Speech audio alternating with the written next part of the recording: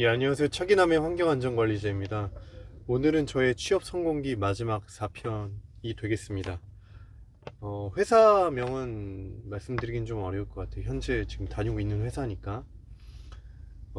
간단하게 저희 회사를 말씀드리면은, 글로벌 자동차 부품 제조 회사이고요. 그 다음에 독일에 본사가 있고, 그리고 뭐, 제조 공장 같은 경우는 전 세계에 퍼져 있어요. 뭐, 사무소도 그렇고, 한국에는 이제 서울 사무소 있고, 그 다음에 안산 공장, 창원 공장, 전주 공장, 뭐 부산 사무소 뭐 이 정도 있는 것 같아요. 그다음에 그 제 전 직장을 한번 말씀드렸는데 유한화학과는 이제 대충 한 차로 5분 거리에 있고, 그다음에 유한화학 근무할 때도 이제 이 주변을 차로 왔다 갔다 했을 거 아니에요. 그래서 왔다 갔다 하면서 자주 봤었던 그런 회사였습니다. 그런 회사로 이직을 하게 된 것이죠. 대충 이제 좀 취업됐던 좀 일정을 좀 말씀드리면은, 제가 2019년 7월 중순쯤에 이제 지원 서류 제출을 했고요. 그 다음에 7월 24일에 서류 합격 통보가 왔습니다. 그 다음에 이제 1차 면접 보기 전에 온라인 인적성을 했어야 되는데, 그거는 뭐 크게 중요했던 건 아니고요. 그 다음에 8월 7일 수요일 날 이제 1차 면접을 했고, 그 다음에 이제 이틀 뒤인 8월 9일에 1차 면접 합격 통보가 되었습니다. 그 다음에 8월 19일 날 이제 2차 면접 및 채용 검진, 그 이제 같은 날 진행이 된 거예요. 그래서 이제 20일 날, 그러니까 다음 날이죠. 다음 날 2차 면접 합격 통보가 왔고, 그 다음에 이때부터는 이제 연봉 협상을 좀 했어요. 연봉 협상을 하는데 대략 한 일주일 정도 걸렸고, 그 다음에 8월 28일 날 협상이 완료가 되었습니다. 그래서 8월 30일 금요일 날 유한하게 이제 퇴사 통보를 했고, 그 다음에 인수인계 기간이 필요하잖아요. 그래서 일주일 정도 인수인계 기간을 갖고, 보통 이제 2주 내지 3주 정도 갔는데, 좀 이쪽 회사에서 빨리 좀 와달라는 것도 있었고 해서 이런 사정상 일주일 정도 딱 시간을 갖고, 그 다음에 그 바로 일주일 뒤인 9월 6일 금요일 날 유한학을 퇴사를 했습니다. 그리고 이제 한 주를 쉬었죠. 한 주를 쉬고, 왜냐면 그 주에 또 이제 추석 연휴가 있었기 때문에 한 주를 딱 쉬고, 돌아오는 화요일 9월 17일 화요일부터 이제 정상 출근을 하기 시작했습니다. 그래서 이제 이 앞에 영상에도 제가 말씀드렸지만, 이 이직하는 과정에서 좀 이제 중요한 게, 그 뭐야,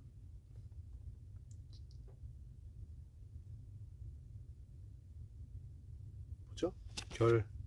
갑자기 단어가 생각이 안 나네요. 예, 이직을 하는 데 있어서 무직인 상태를 오래 갖지 않는 거가 중요하다고 말씀드렸죠. 무직인 상태로 오래 갖지 않는 거. 그래서 어, 딱 일주일 가졌고, 그 다음에 일주일 쉬고 이제 다시 출근하기 시작했는데, 요 정도 스케줄은 괜찮았던 것 같아요. 그래서 이제 뭐 최종 합격하고, 그 다음에 퇴사 통보하고, 그 다음에 업무 인수인계 일주일 갖고, 그 다음에 퇴사하고 일주일 쉬고, 그 다음에 이제 다시 이제 출근하기 시작하고, 이 스케줄이 그래도 나름 괜찮았던 것 같습니다. 좀 디테일한 내용을 좀 말씀드릴게요. 뭐 서류는 이제 서류니까 넘어가고, 1차 면접을 이제 8월 7일 수요일 날 한 오후 4시 반부터 6시까지 봤어요. 이제 서울 사무소에서 진행이 됐고, 제가 그날 이제 오전에 유한학에서 근무를 하고, 오후 반차를 내서 이제 자차로 서울로 이동을 한 다음에 이제 면접을 본 거였는데,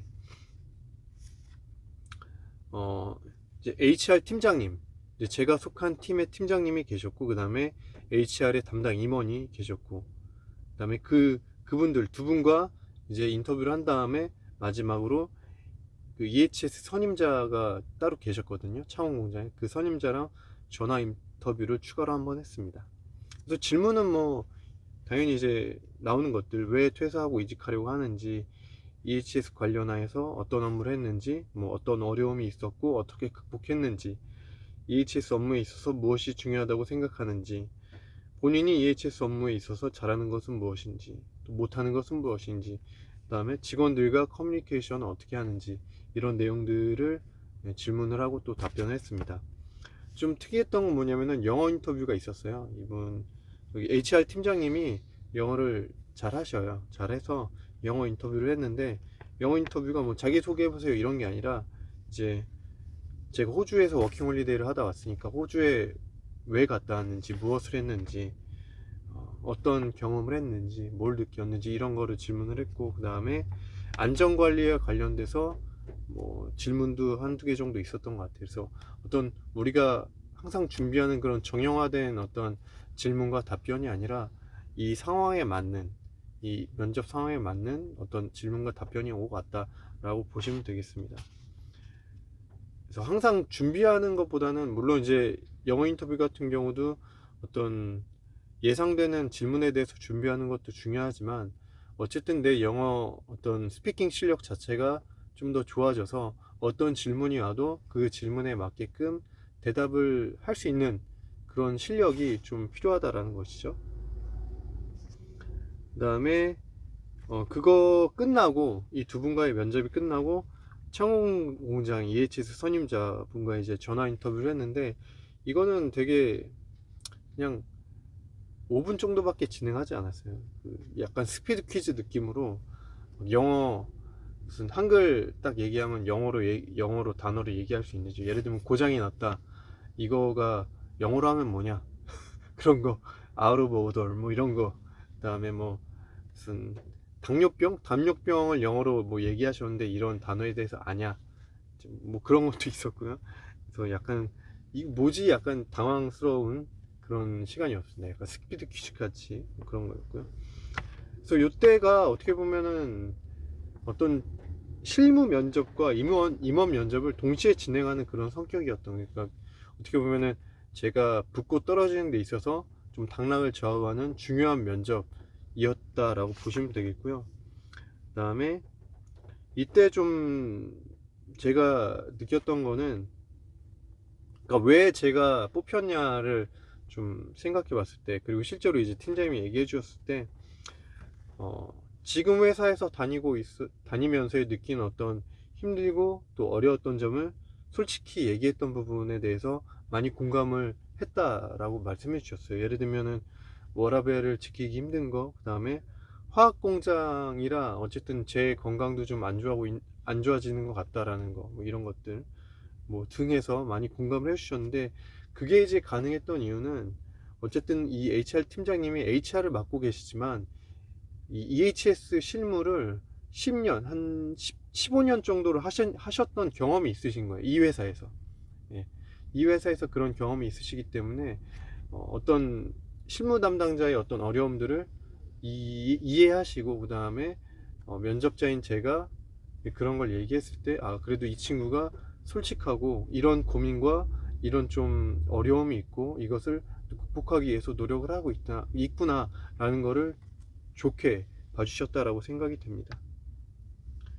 그래서 저 개인적으로도 이제 그런 얘기를 했었던 것 같아요. 이제 제대로 된 선임자가 있으면 좋겠는데, 제가 이전까지 근무했던 회사에서는 사실 선임자가 없던 경우도 있었지만, 뭔가 내가 롤 모델로 삼기에는 좀 어려운 점이 있었는데, 이제 지금 HR 팀장님께서 이 업무를 충분히 오래 하셨고 또 했기 때문에 제가 롤 모델로 삼아서 또 업무를 할 수 있을 것 같다. 이건 약간 딸랑딸랑의 느낌이긴 한데, 이런 얘기도 했던 것 같습니다.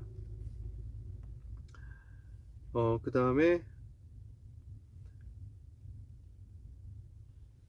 이제 어쨌든 제가 안전보건 업무는 수행했었는데, 환경 쪽의 업무 수행 능력은 좀 약할 수밖에 없죠. 실무 경험도 많이 못했고 하니까.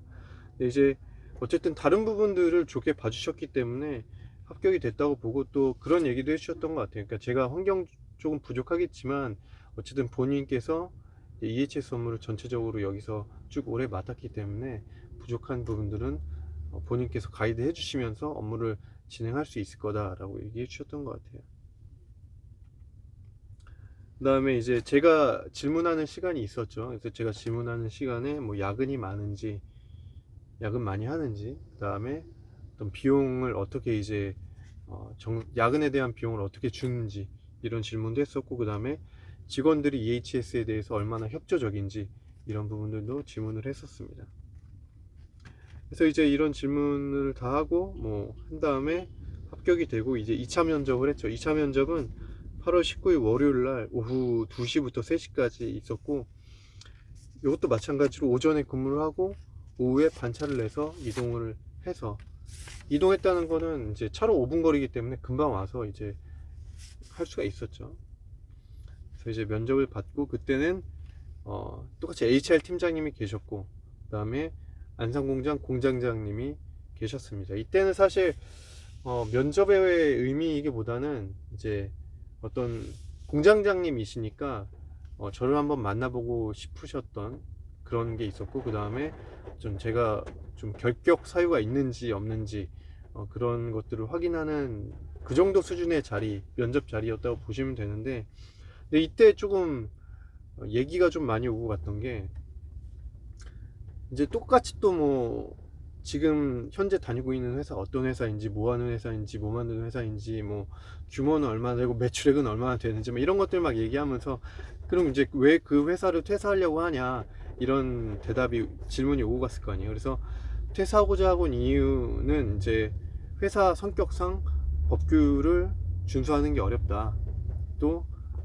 그렇게 야근을 많이 하면서도 준수하게끔 만들기 위해서, 그러니까 커버하기 위해서 노력을 하는데 어쨌든 법규 준수가 힘들고 또 어떤 개선의 여지가 보이지 않는다.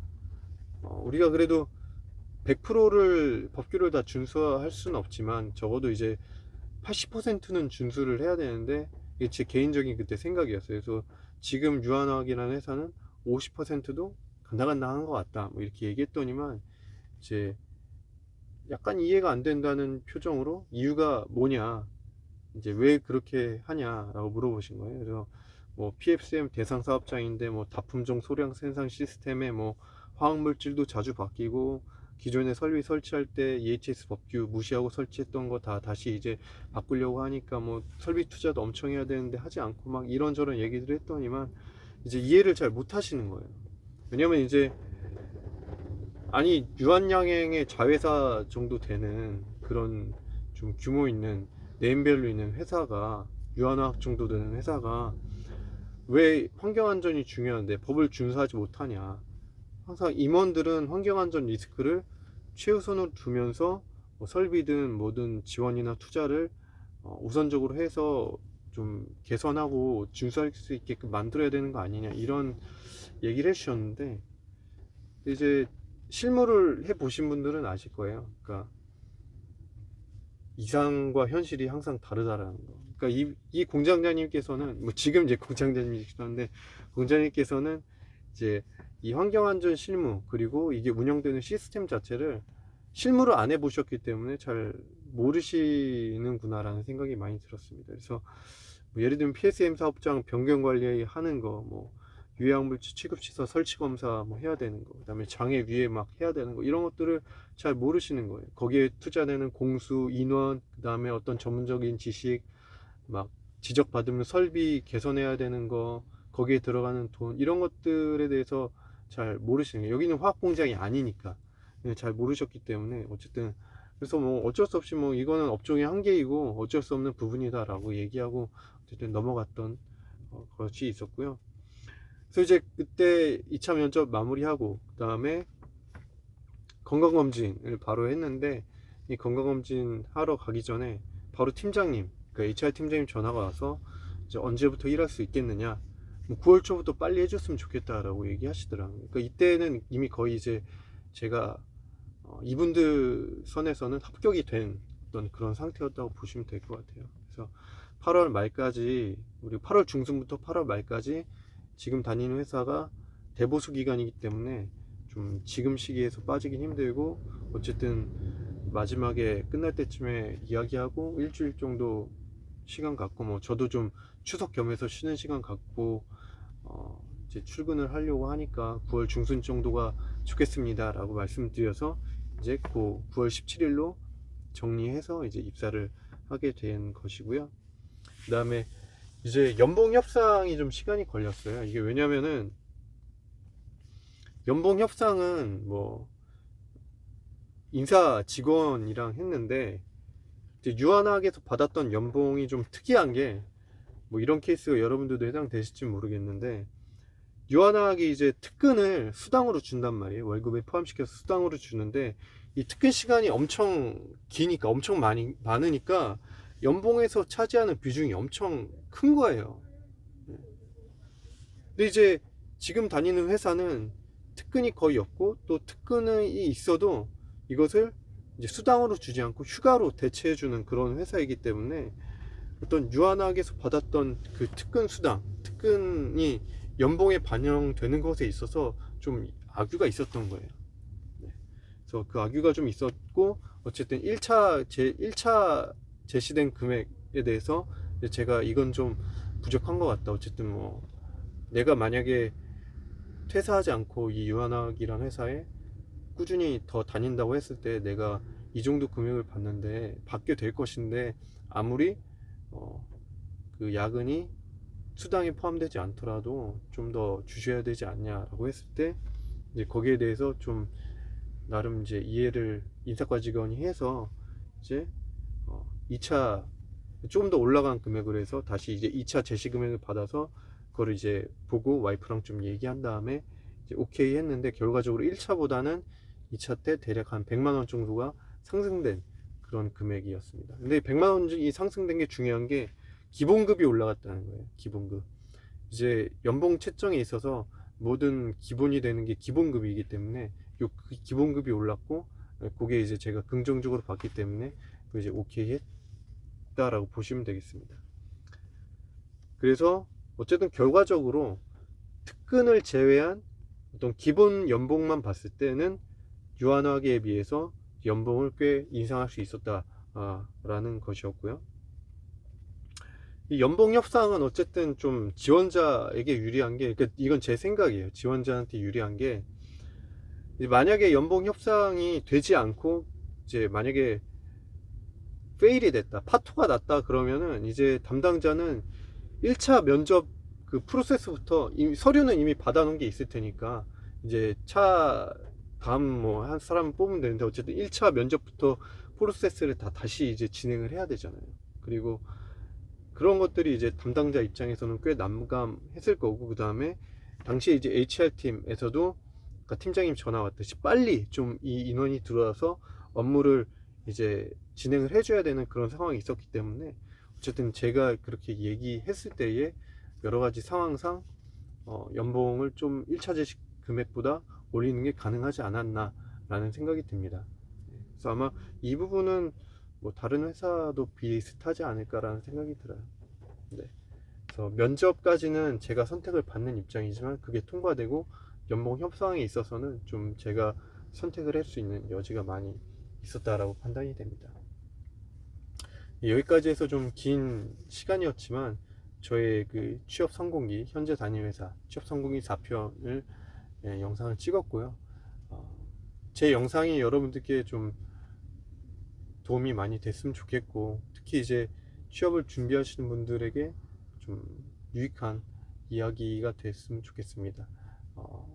보고 이제 좋으면 좋아요 혹은 댓글도 많이 달아주시고요. 그 다음에 뭐 영상들이 전체적으로 좀 쓸만하다고 생각되시면은 뭐 구독도 해주시면은 또 감사하겠습니다. 네, 오늘 영상은 여기서 마치도록 하겠습니다. 감사합니다.